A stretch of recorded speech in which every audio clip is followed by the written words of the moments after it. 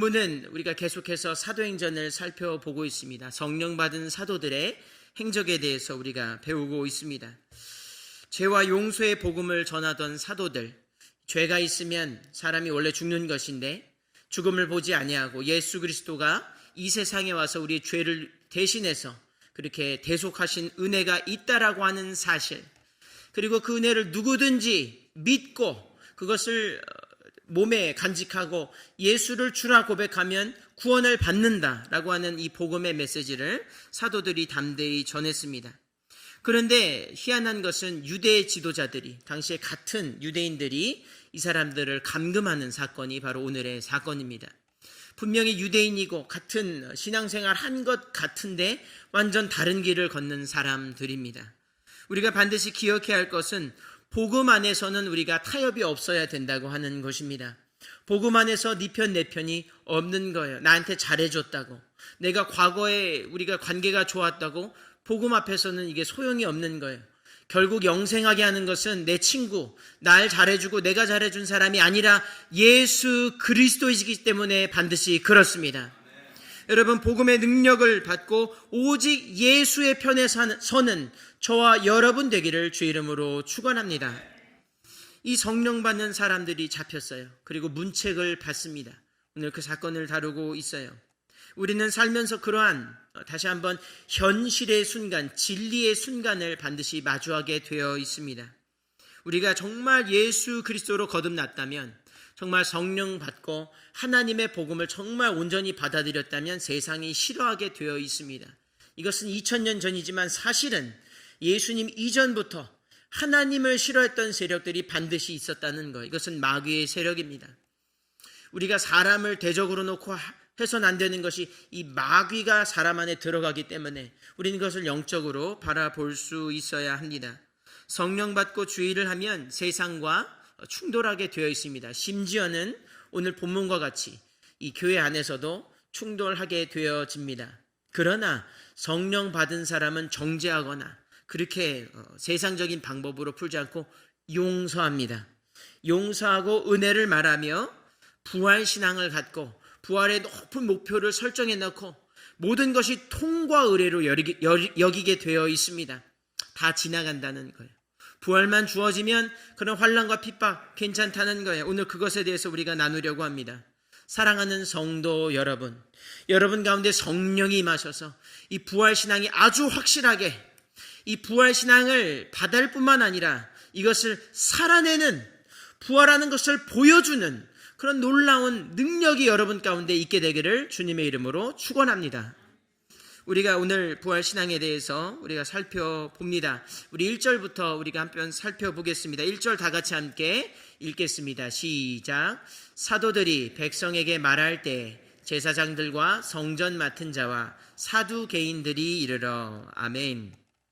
사도들은 본문 보니까 종교 지도자들이 자신들을 잡으러 왔을 때 계속 하고 있었습니다. 뭘 하고 있었냐면 말하고 있었어요. 뭘 말했냐면 복음을 말한 것입니다. 여기 말하다라고 하는 동사가 랄룰톤이라고 하는 동사인데 현재 분사입니다. 무슨 말이냐면 자기들을 잡으러 왔는데도 계속 말하고 있었다는 거예요. 두렵지 않았습니다. 할렐루야. 이것이 복음의 능력이며 성령의 능력입니다. 자신의 안위 따위는 상관이 없는 거예요. 계속해서 말하고 또 말하는 것이 바로 성령의 능력이며 이것이 부활신앙입니다. 죽음이 아무것도 아닌 것입니다. 세상은 사실은 죄, 벌 여기까지 얘기합니다. 그리고 그걸 두려워해요. 우리에게 어떤 일이 닥칠지 미리 겁나하고 코로나가 또 더 센 것이 올 거다. 그렇게 미리 지레 겁을 먹고 그렇게 하는 것을 볼 수 있습니다. 우리는 사실 어려움이 오면 도망갈 준비가 되어 있어요. 우리는 말을 그칠 준비가 되어 있습니다. 왜 그렇습니까? 성령 받지 못했기 때문입니다. 우리의 습성, 우리의 연약함, 이건 둘째 문제입니다. 우리가 정말 복음을 말할 수 있는 능력은 성령에 있습니다. 오늘 제자들은 사실 이렇게 담대하게 복음을 전했지만 예수님 사건, 이 십자가 사건을 우리가 들여다봤을 때 마당에서 사람들이 이제 추궁합니다. 예수의 제자라고. 도망가 버립니다. 부인을 해요. 3번이나. 3번이라는 것은 이 완벽한 횟수를 이야기하지요. 그렇게 부인합니다. 예수는 모른다는 거예요. 나중에는 저주합니다. 내가 예수를 알면 내가 저주받겠다고. 그랬던 사람들이 성령 받으니까 한 번에 해결되는 것입니다. 우리의 인생은 성령 받기 전과 성령 받은 후의 삶으로 반드시 나뉘게 되어 있습니다. 사랑하는 성도 여러분, 우리가 성령 받고 계속해서 복음을 전하게 되기를 주의 이름으로 축원합니다. 그런데 여러분 기억하십시오. 이 복음을 말한다는 것, 분명히 죄를 다루고 용서를 다루는데 절대로 우리가 간과해서는 안 되는 것은 협박하듯이 정죄하듯이, 이것은 주의 뜻이 아닙니다. 부활신앙은 죄를 깊이 이야기하는 것이 아니라 은혜를 이야기하는 것입니다. 할렐루야. 부활을 얘기하는 거예요. 그렇게 살지만 돌이키면 언제든지 구원받을 수 있다고 하는 것, 이것이 바로 부활신앙이며 성령 받은 사람이 추구하는 방향성인 줄로 믿습니다. 어둠에 대해서 자꾸 어둡다고만 하면 절대로 빛으로 돌아오지 않습니다. 어둠이 가장 효과적으로 그리고 단번에 빛으로 나올 수 있는 것은 빛을 한번 보여주는 것입니다. 예수의 능력을 한번 보여주는 거예요. 눈먼 자를 한번 눈을 뜨게 하고, 그래서 바울이 아무리 똑똑하고 그렇게 논리적으로 이 신앙의 세계를 탐구했지만 되지 않는 겁니다. 그러나 성령의 역사로 자신의 눈이 띄어졌을 때 그의 영안도 열린 것입니다. 여러분, 성령 받고 주님 주시는 성령 받고 빛을 비추게 되기를 주의 이름으로 축원합니다. 여러분, 세상은 병원과 같아요. 모든 사람이 아픕니다. 저도 요즘에 무릎이 좀 아플 때가 있어요. 그러면 병원을 반드시 찾게 되어 있습니다. 아주 자연스러운 일입니다. 그리고 병원에 저만 그런 것이 아니라 우리만 그런 것이 아니라 또 믿는 자나 믿지 않는 자 모두 병원이 필요하지요. 병원 의사가 하는 일이 있습니다. 뭡니까? 환자를 추궁합니까? 병원 의사가 왔으면 막 질책하고 막 보냅니까? 그러지 않죠. 병원의 의사는 고치려고 노력하는 것입니다. 그래서 굉장히 그것이 방향성이고 그게 목적입니다. 환자를 나무라지 않고 환자를 살피는 것입니다. 문제를 진단하고, 사실은 세상 말로 오지랖이 넓은 의사 선생님들은 왜 이렇게 늦게 오셨어요? 이렇게 하시면 안 됩니다. 좋지 않은 습관이에요. 이렇게 나무랄 때도 있지만 정말 의사가 하는 일은 결국 환자가 살 수 있도록 방향을 제시해 줍니다. 이렇게 하십시오. 그뿐만 아니라 명령하고 끝나는 게 아니라 약을 제조해 줍니다. 때로는 시술도 해주고 때로는 필요하면 수술도 해줘요. 그뿐만 아니라 경과를 살펴줍니다.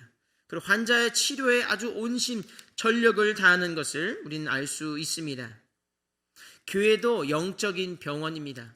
혹자가 교회 사람들 왜 그래? 이것은 교회를 오해하는 것이에요. 교회는 종합병원입니다. 죄인들이 모인 것이죠. 그러나 거기에 구원이 있습니다. 할렐루야. 교회는 종합병원인데 세상 병원과 다른 것이 하나 있습니다. 우리의 의사는 예수 그리스도 되십니다. 그리고 이 의사 예수 그리스도께서는 실패가 없어요. 환자를 치료하지 못하는 환자가 없고 고치지 못하는 환자가 없습니다. 끝까지 사랑하시고 끝까지 돈도 받지 않으시고 치료해 주십니다. 무엇보다 예수 그리스도, 나사렛의 의사이신 예수 그리스도는 죽은 자도 살리십니다. 여러분, 오늘 영적으로 살기 원하여 이 자리에 나왔고 사셨기 때문에 이 자리에 나오셨습니다. 그것은 모두 우리의 공로 아니요 정말 우주의 의사이신 예수 그리스도의 능력 때문인 줄로 믿습니다. 예수님 좋은 의사하세요. 무엇입니까? 병원에 와서 치료받기 원하는 사람에게 왜 그렇게 하냐고, 왜 그렇게 살지 말라고, 그런 의사는 없어요. 의사는 치료하는 것입니다. 굳이 우리를 비유하자면 간호사가 될까요?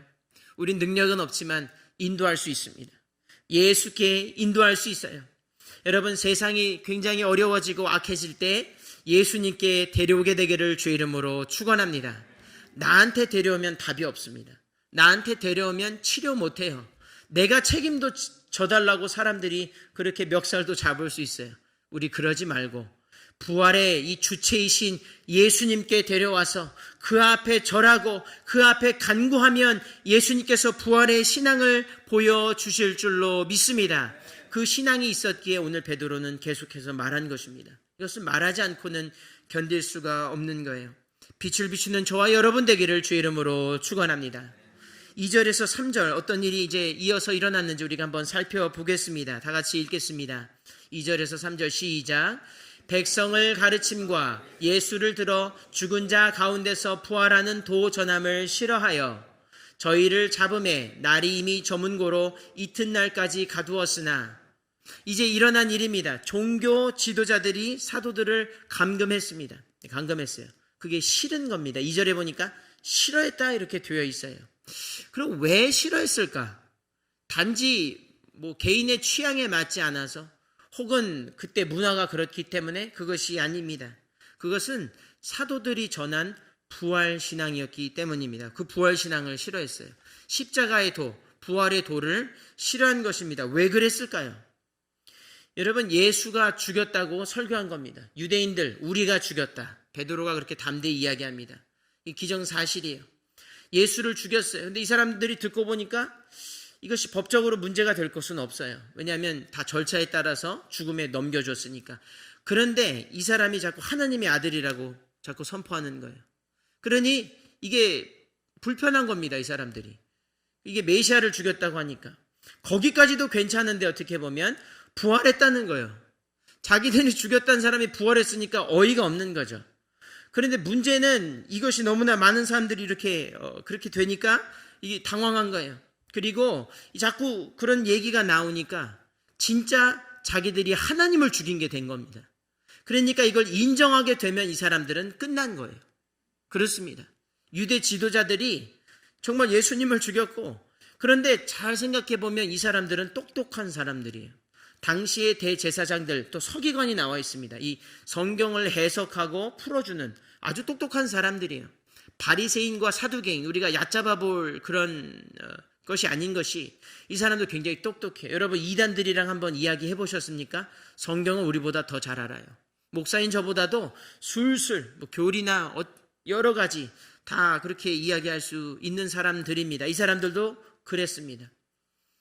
이 사람들이라고 구원이 필요하지 않았겠습니까?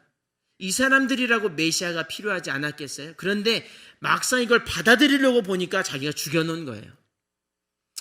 주님의 복음은 정말 위대한 것은 그래도 괜찮아, 받아들이기만 하면 돼 라고 말씀함에도 불구하고 이 사람들은 그럴 용기도 없었고 그럴 마음도 없었습니다. 왜냐하면 가진 게 너무 많았어요.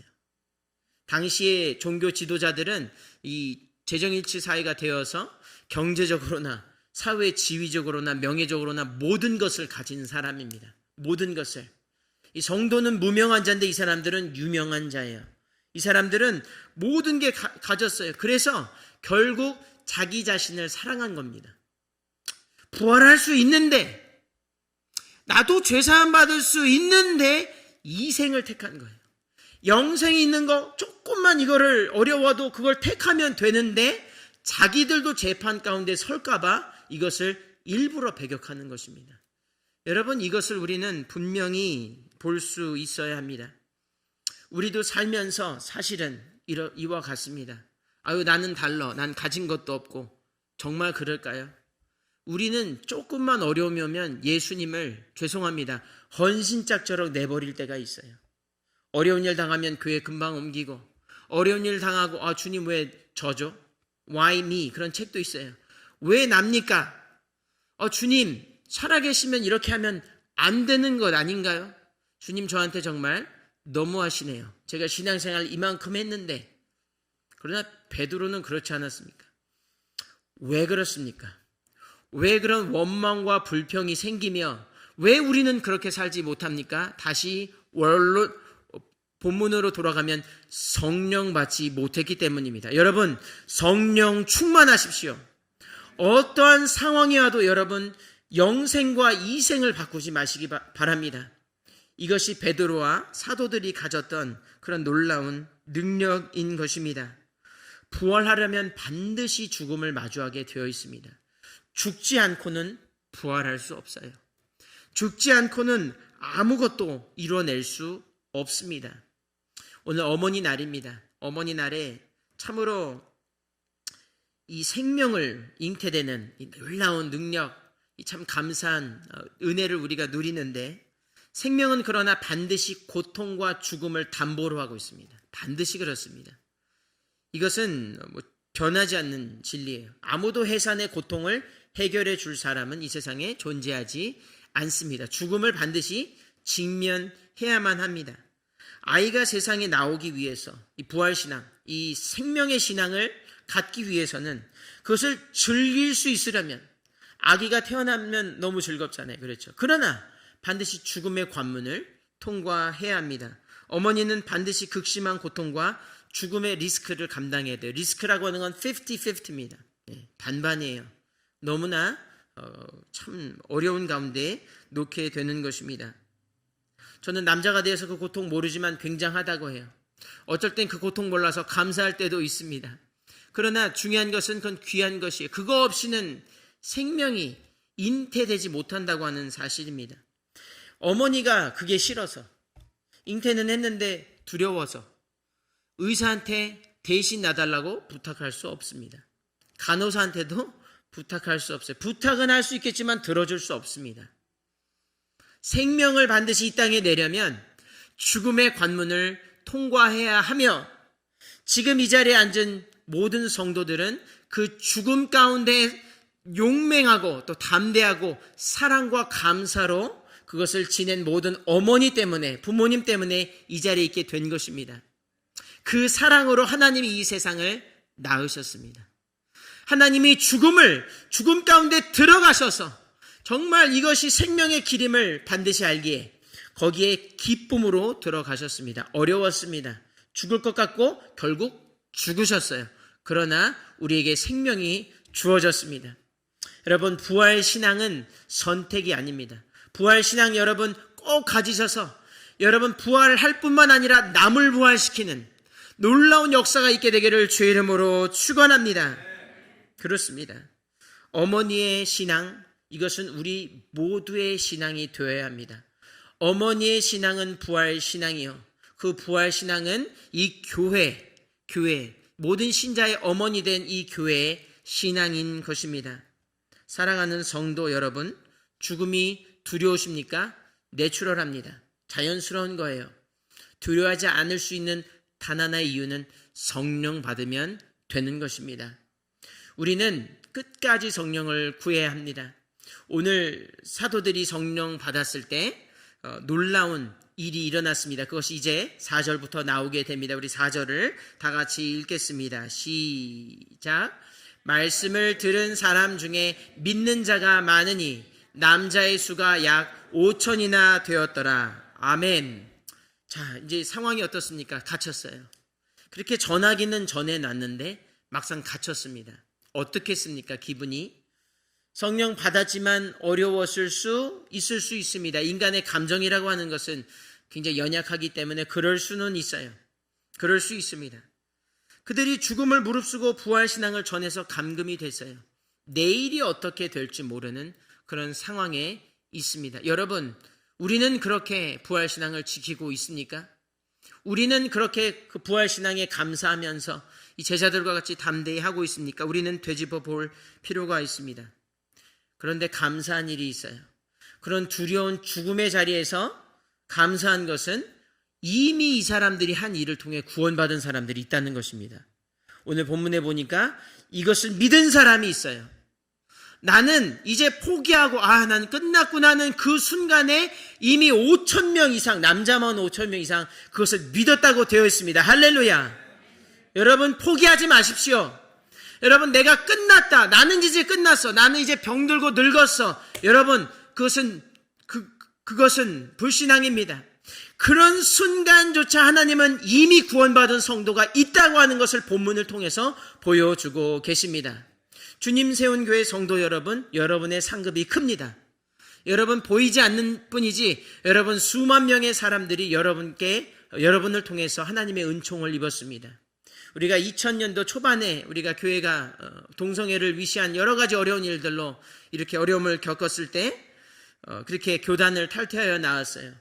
박 목사님, 우리 담임 목사님 말씀하시는 것처럼 수많은 목사님들이 감사 전화를 하신다는 거예요.